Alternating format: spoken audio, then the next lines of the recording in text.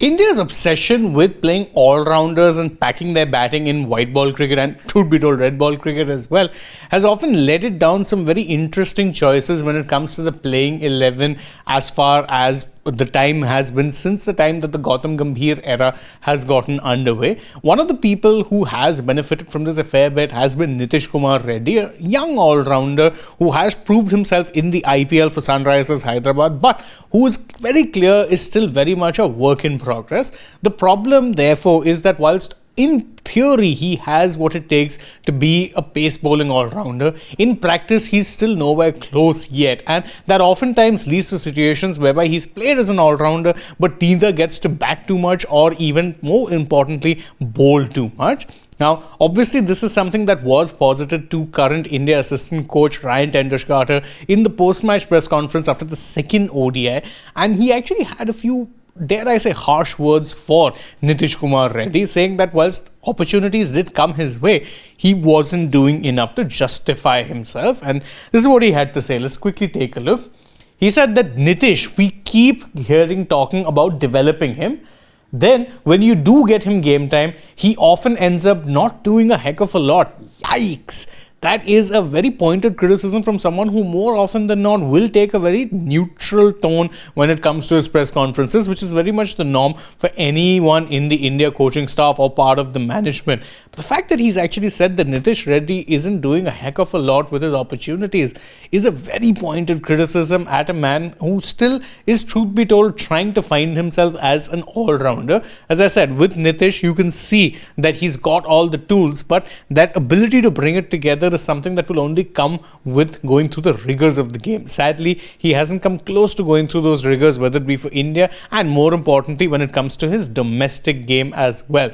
And he further expanded on this point, specifically when talking not about his lack of bowling in the second ODI, but due to the fact that he came out to bat at a time when he could have batted longer, but instead ended up getting out for a 22 ball 21. This is what Doeschate had to say. He said that it was the perfect chance you've got a chance to spend 15 overs at the wicket.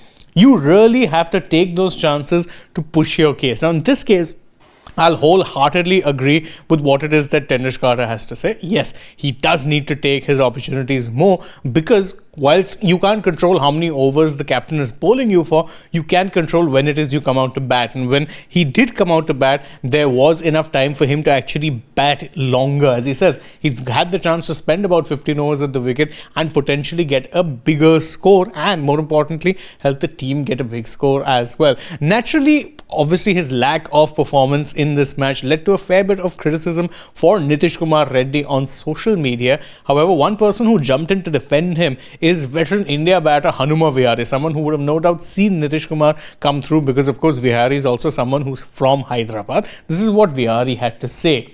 He said that, can you tell me anyone in the country who is at the level of Nitish who can bat and bowl seam, and he's 22? You call a 22-year-old a bits and pieces cricketer. Write him off just like that. The overs bowled by him in different formats, FYI. ODIs 3 matches, 7 overs.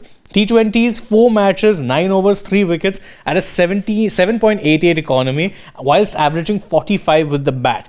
Test 10 matches, 86 overs, 8 wickets at a strike rate of 60, which isn't bad for a fourth seamer. He got 100 in Melbourne, which many can only dream, like you and me. So a very spirited, passionate defense of Nitish Kumar Reddy from Hanuma Vihari, which of course, when you're looking at it in the context of the stats he's provided, does make some sense. But there's also a way of looking at it beyond just the numbers, and this really is where it comes to an unfortunate conclusion. The eye test with Nitish, as I said, he has all the elements, but more often than not can struggle to bring them together. When he's bowling, he tends to often be that bowler who will end up being the release bowler for the opposition, the one who they will look to target because they know he's still not quite there yet. That isn't his fault that he's playing or having to perform at this level while still clearly developing. That is something the team management needs to take an onus of. However, in fact, the team management itself is now coming out and criticizing him. It's a very weird sign, because this is a management that more often than not will not ever come out and actually publicly call out players, which is exactly what has happened with Nitish. Whether this will light a fire under the ego of the youngster or will lead to him performing worse is something that only time will tell. But it's a very bold move, and one that, truth be told, I don't necessarily agree with. Yes, there's clearly a lot of work to be done, but perhaps you should keep your criticisms in-house rather than airing your dirty laundry in public the way it is that they have. You can let us know what your thoughts are on Doeschat's comments, as well as what Hanuma Vihari had to say. And don't forget, as always, to like this video, share it with your friends, subscribe to the channel, tap that bell icon, follow us also on social media. We're on Instagram, X and Facebook, and stay tuned for more such updates from the world of sport.